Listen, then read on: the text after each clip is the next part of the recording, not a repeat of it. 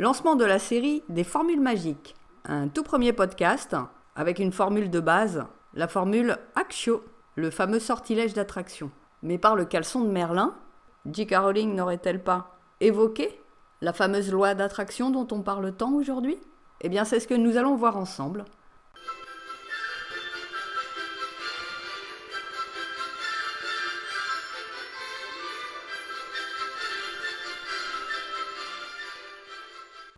Alors voyons, je tends ma baguette sur le livre qu'il y a en face de moi.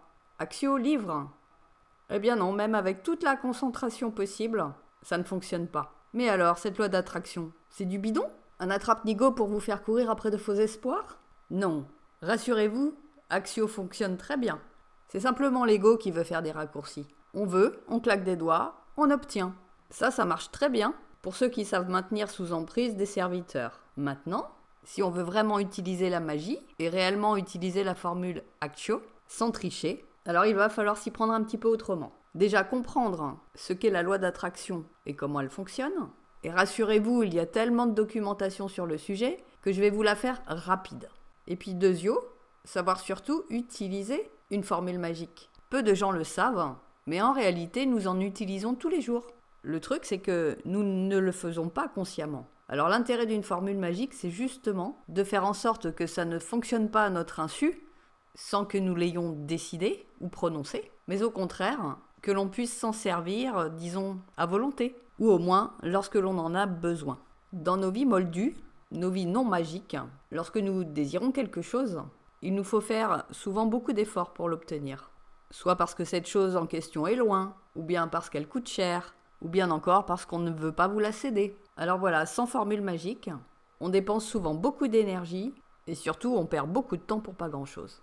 Et le temps, eh bien, c'est quand même ce que l'on a de plus précieux. Donc arrêtons de perdre notre temps, notre énergie pour rien, et concentrons-nous sur les formules magiques. Une fois qu'on en a compris le principe, alors on peut l'utiliser pour plein de choses. Et surtout pour mettre un peu de magie dans nos vies. Une formule magique, c'est quoi en définitive ? Eh bien, c'est la synthèse d'un processus. La simplification et la codification à l'extrême de l'ordonnance d'une action. Par exemple, Actio livre, c'est la codification extrême de « je souhaite que ce livre que j'ai en face de moi arrive sur mon bureau et j'ai la flemme d'aller le chercher ».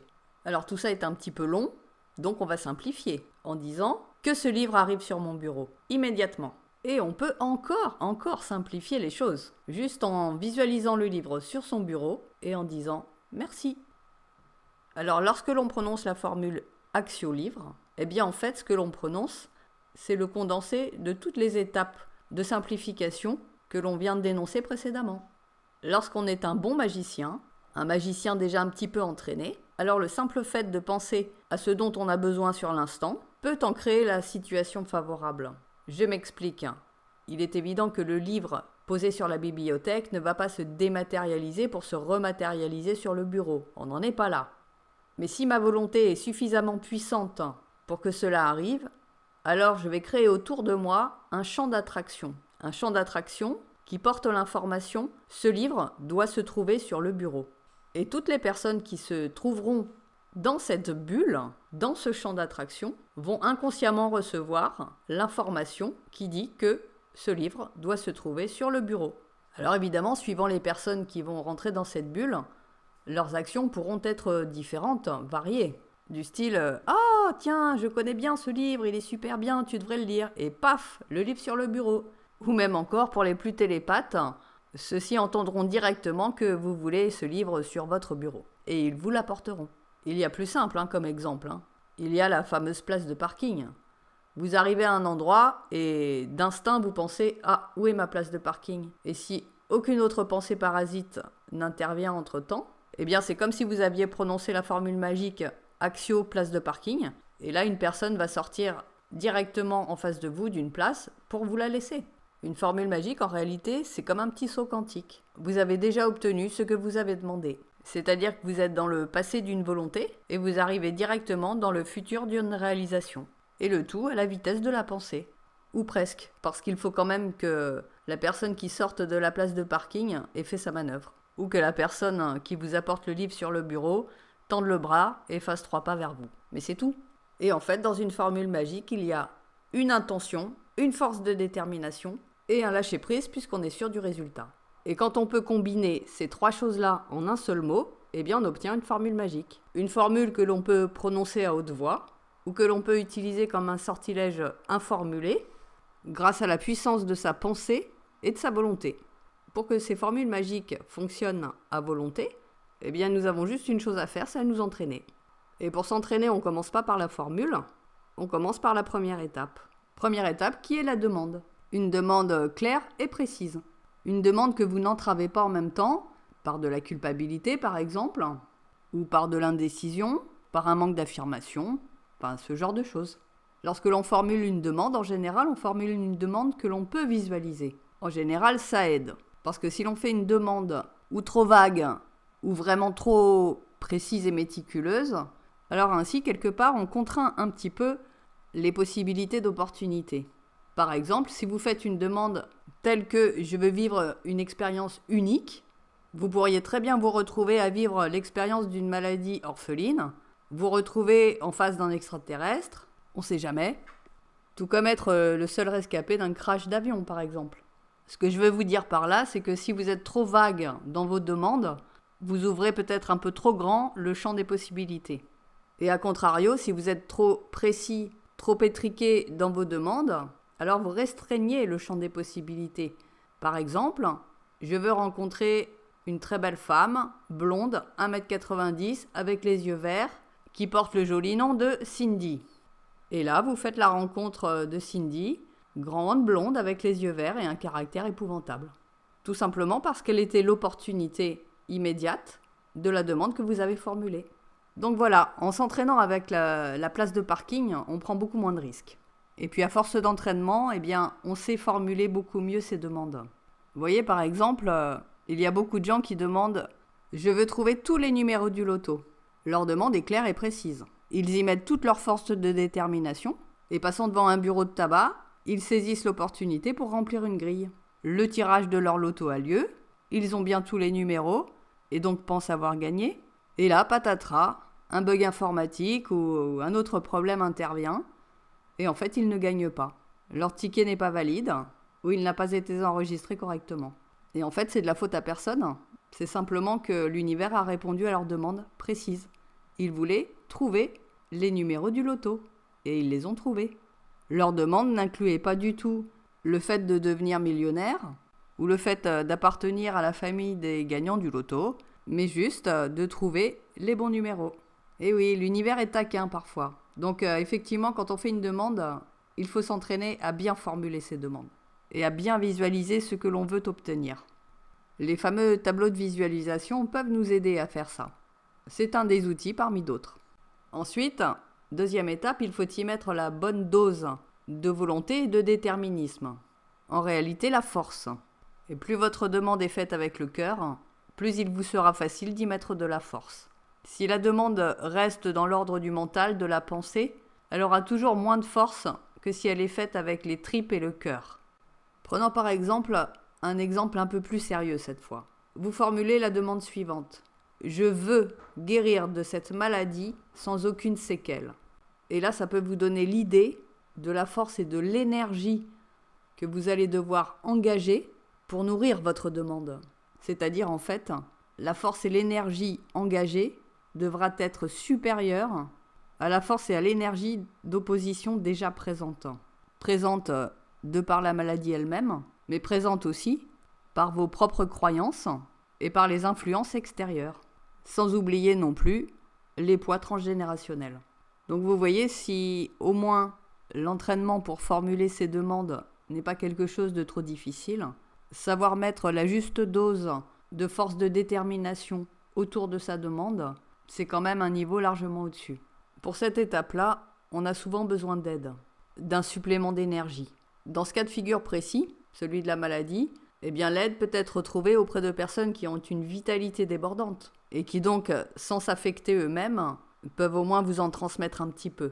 Vous savez, quand vous êtes sur un lit d'hôpital et que vous êtes très affaibli, eh bien la première personne qui peut vous donner ce surplus d'énergie, eh bien, ce sera l'infirmière qui arrivera pétillante, drôle, positive, mais certainement pas Tata Odette, qui viendra se pointer avec son paquet de bonbons pour vous tenir la main avec pitié et condescendance. Non, non, là, Tata Odette, c'est une force d'opposition. Donc on lui dit qu'on est très très contagieux et on la vire de la chambre. Ce qui veut dire en synthèse que lorsque l'on met une force de détermination pour quelque chose, on se rend la tâche plus facile en excluant, en virant, en dégageant toutes les forces d'opposition identifiées autour de vous. Les forces d'opposition sont celles qui vous prennent de l'énergie, qui sollicitent beaucoup trop votre attention, ou plus simplement qui viennent se mettre en opposition avec ce que vous voulez, qui de n'importe quelle manière que ce soit viennent vous mettre des bâtons dans les roues. Et c'est entre autres pour ça que, en magie, on garde le secret de ses intentions, ainsi que le secret de ses actes et de ses formules. Ainsi, d'une part, on préserve l'intégralité de l'énergie qu'on met autour de sa demande, et d'autre part, on annule par anticipation toutes les éventuelles formes d'opposition que l'on pourrait rencontrer. Et c'est seulement une fois que tout est réalisé qu'éventuellement on peut partager ces formules. Ce qui aura fonctionné pour vous pourra aussi fonctionner pour quelqu'un d'autre. Mais en même temps, une formule qui a fonctionné peut aussi être utilisée en l'inversant, bien tout simplement pour produire l'effet inverse. Donc ce n'est pas une obligation de divulguer ces formules. Partager ces découvertes part souvent d'une très bonne intention, d'une très belle intention. Mais si celle-ci a trop d'impact, trop d'efficacité, alors elle peut aussi tomber dans de mauvaises mains, avec de mauvaises intentions, et produire des catastrophes, comme ça a été le cas avec la découverte de l'énergie atomique. Il y a des secrets que l'on doit garder secrets, des choses que l'on doit se garder d'utiliser, jusqu'à ce que ce soit le bon moment de le faire. On est aujourd'hui en train de plonger tête dedans dans l'utilisation de l'intelligence artificielle. Et on sait déjà que ça va poser beaucoup de problèmes, que ça va tenter beaucoup de dictatures montantes. Alors qu'en soi, c'est peut-être un outil très intéressant pour l'humain. Mais voilà, on veut toujours aller trop vite. On passe à l'intelligence artificielle alors que l'on n'est même pas capable de résoudre le problème des déchets nucléaires. Et en magie, c'est un petit peu la même question. La magie, même la magie du quotidien, a un impact. Et c'est un art qui ne se met pas dans toutes les mains. Heureusement, l'enseignement de la haute magie est encore un domaine bien préservé. Mais toutefois, un domaine pas inactif. Bon, tout ça était une parenthèse. Revenons-en à nos formules. En magie, c'est toujours la même chose. Et on pourra tourner le problème dans tous les sens, dans tous les domaines. Nous sommes régis par les lois de l'univers et sur les principes, tout fonctionne de la même façon. Et ce sera du rabâchage. Lorsque l'on veut réaliser quelque chose, matérialiser quelque chose, c'est toujours la même recette. On détermine et on formule sa demande, on la charge avec de la force et de l'intention. On nettoie et on purifie en quelque sorte sa table de travail. On pose l'action et on lâche prise. Et puis évidemment, on voit ce que ça donne et on peut rectifier le tir si besoin. Donc là, pour l'heure, nous en sommes à l'étape du lâcher-prise. Le lâcher-prise intervient dès qu'on a lancé le sortilège, qu'on a prononcé sa formule ou qu'on a posé ses actes. Quand vous avez validé votre ticket de loto, vous n'avez plus rien à faire après. Eh bien, c'est ça le lâcher-prise. Quand vous avez prononcé votre formule, eh bien, vous reprenez vos activités quotidiennes, normales, habituelles, et vous n'avez plus rien à faire. Et le mieux que vous puissiez faire, eh ben, c'est d'oublier, de passer à autre chose. Tout est contenu dans la formule, et vous l'avez prononcé. Eh bien, c'est comme si vous aviez posté votre lettre. C'est parti dans la boîte aux lettres, maintenant c'est au facteur à faire son travail. Et donc à l'univers tout entier de comploter pour donner satisfaction à votre demande. Dans l'astral, les choses vont beaucoup plus vite. On pense et on matérialise automatiquement. Sur Terre, dans le monde de la matière, la matérialisation prend un petit peu plus de temps. Et ce qui est le plus rapide et le plus instantané, eh bien c'est l'utilisation de la formule. Pour la place de parking, par exemple, c'est instantané. Tout simplement parce que vous êtes déjà sur place. Maintenant, pour matérialiser quelque chose d'un petit peu plus complexe, avec l'utilisation de la formule, alors vous pouvez vous donner un délai normal et maximal de 21 jours, c'est-à-dire un cycle lunaire complet. Si au bout de ces 21 jours, vous ne voyez aucun résultat concret suite à votre acte magique, eh bien vous pouvez tout simplement le recommencer. Ou bien alors utiliser une autre méthode que la formule. Mais ça, on le verra un peu plus tard. Alors la formule Axio, sortilège d'attraction. Comment est-ce qu'on peut l'utiliser en mettant toutes les chances de son côté? Parce qu'en fait, chaque formule a ses particularités, ses singularités. Axio relève bien de la loi d'attraction. Donc, pour qu'il y ait une attraction, il faut qu'il y ait un aimant. Et c'est là où je vais vous la faire rapide concernant la loi d'attraction. Si vous n'avez pas déjà à l'intérieur de vous l'aimant, alors la formule Axio ne fonctionnera pas. Je vous donne un exemple tout bête et vous allez comprendre. Il y a des personnes qui n'ont qu'à baisser la tête dans la pelouse pour trouver des trèfles à 4 feuilles. Et d'autres qui peuvent passer des journées entières à 4 pattes dans la pelouse, ils n'en trouveront jamais. Pourquoi ? Bien tout simplement parce qu'ils n'ont pas l'aimant. L'aimant, c'est une information mémorielle.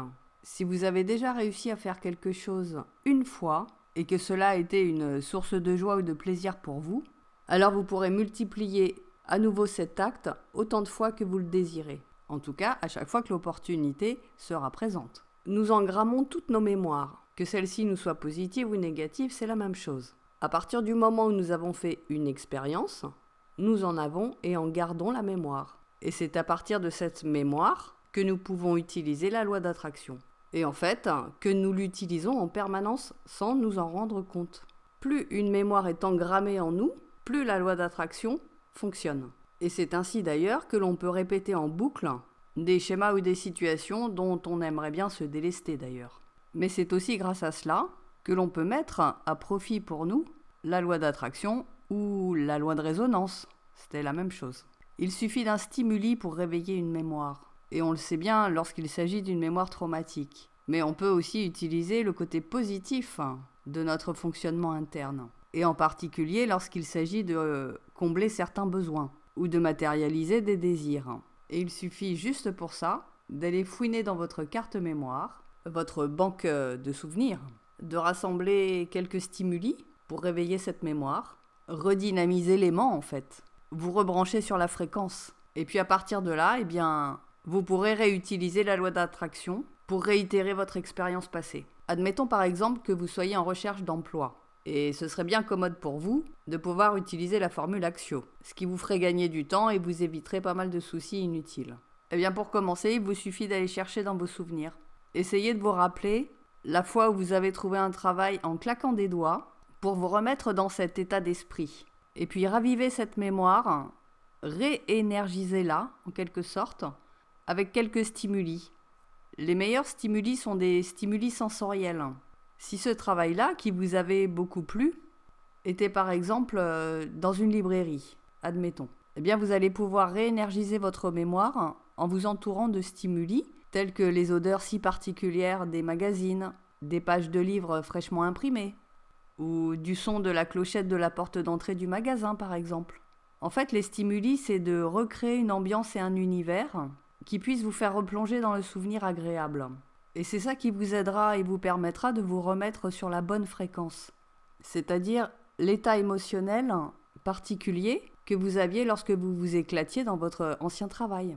Et puisque vous l'aviez déjà vécu une fois, alors en restant branché sur cet état d'être, sur cette positivité, la formule Axio travail, ça va fonctionner. En fait, ni votre mental ni votre ego ne pourra s'y opposer, puisque vous l'avez déjà vécu et que cela a été une expérience positive. Donc, comme ce que vous voulez, c'est retrouver un travail aussi agréable que celui-ci, et là il s'agit de votre demande claire et précise, eh bien l'énergie nécessaire pour nourrir votre demande vous sera fournie par l'émotion positive procurée par votre souvenir. Instantanément, vous allez vous sentir beaucoup plus léger, beaucoup plus sûr de vous, beaucoup plus confiant, et vous allez déclencher toutes les opportunités nécessaires. La rencontre de la bonne personne, la petite annonce qui va bien, l'intuition qui vous permettra de candidater dans la bonne entreprise, ce genre de choses. Si vous avez l'aimant, la bonne information mémorielle, alors vous avez la solution.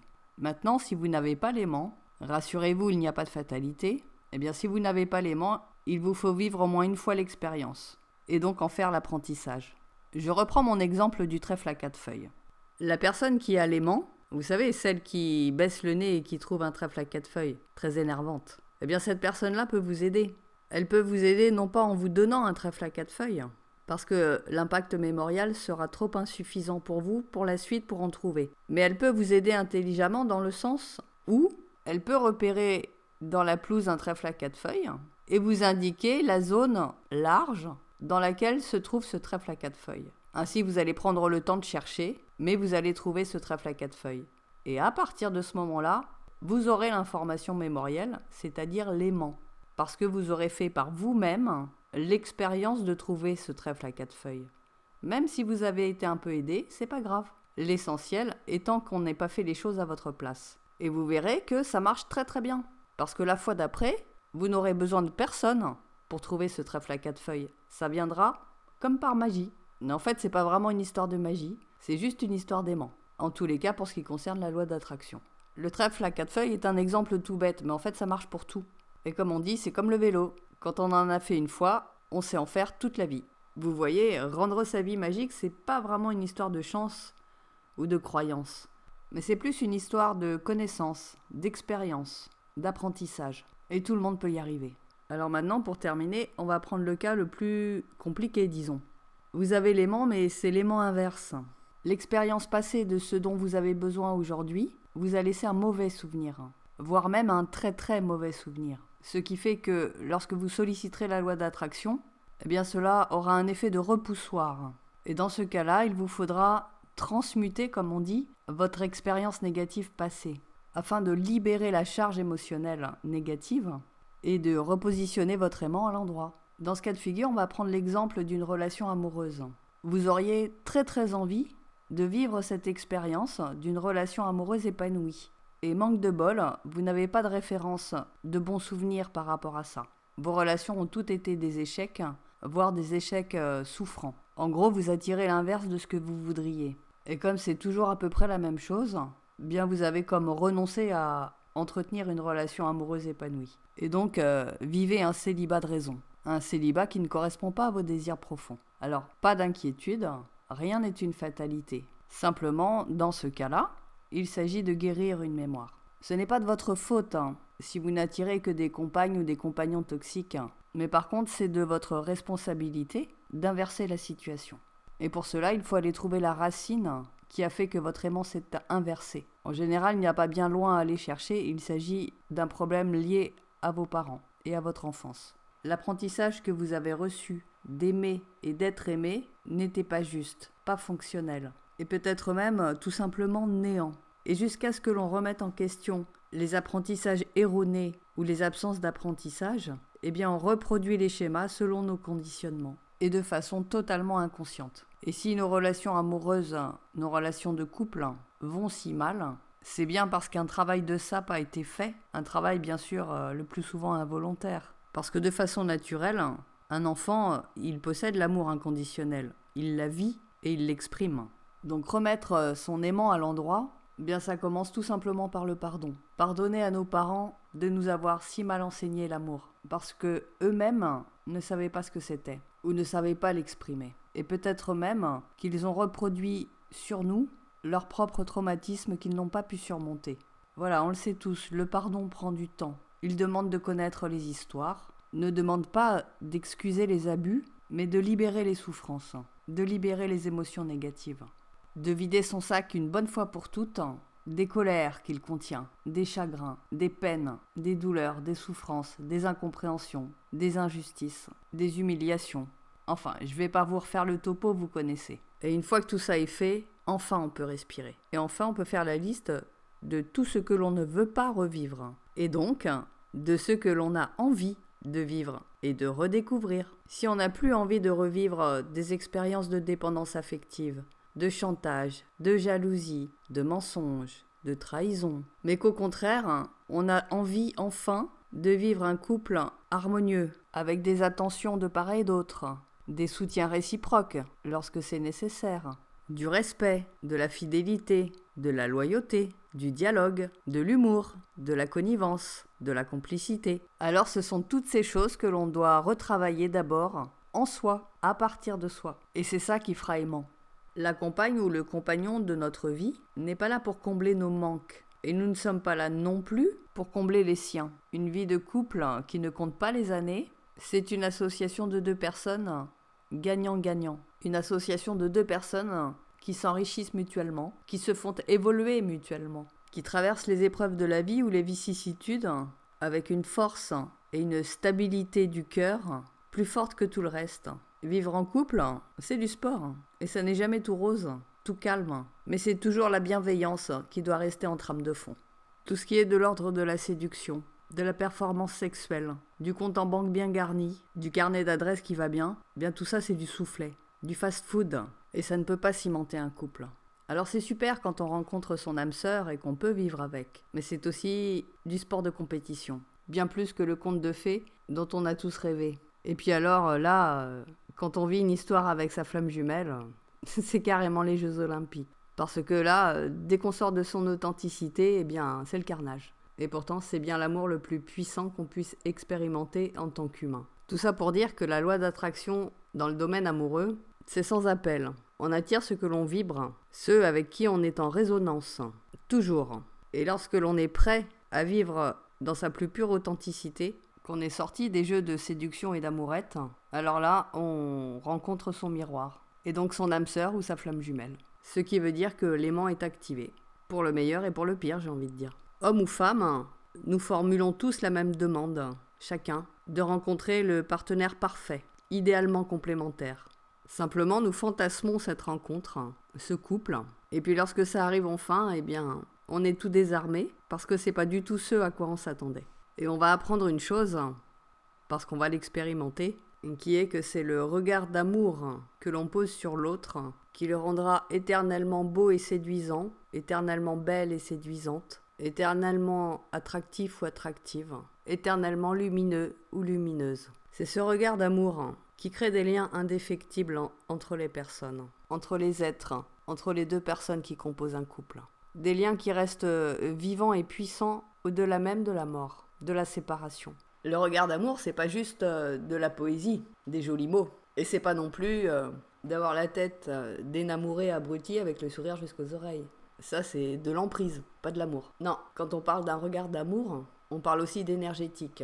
Et je m'en réfère là aux travaux sur la mémoire de l'eau de Masaru Emoto. Un regard d'amour, il contient tout, et il diffuse tout ce qu'il contient sur l'objet, l'être ou l'individu sur lequel il se pose. Il traverse toutes les couches des apparences, toutes les couches de souillure ou d'imperfection pour venir se poser là où c'est authentique, vrai et vivant. Ouais, c'est pas facile de faire cette expérience, ni d'un côté ni de l'autre.